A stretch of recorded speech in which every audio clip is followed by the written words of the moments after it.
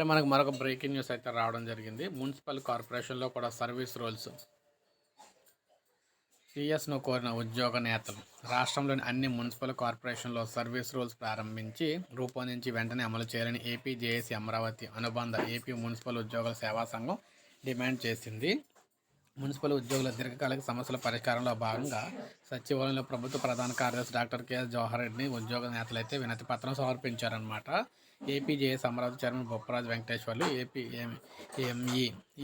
ఎంఈఎస్ఏ అధ్యక్షులు దొప్పలపూడి ఈశ్వరు, కార్యదర్శి అక్కర బోయిన అప్పలరాజు తదితరులు 11 ప్రధాన అంశాలను పరిష్కరించాలని సీఎస్కు విజ్ఞప్తి చేశారు.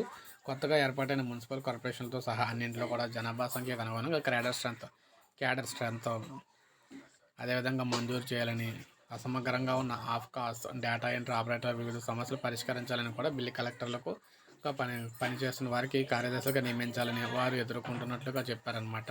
సో ఈ విధంగా ఉద్యోగులకు సంబంధించి సమస్యలు పరిష్కరించాలని సీఎస్ను కోవడం జరిగింది. సో ఇది ఫ్రెండ్స్ వీడియో లైక్ చేయండి, సబ్స్క్రైబ్ చేసుకోండి, మన ఛానల్ సబ్స్క్రైబ్ చేసుకోండి.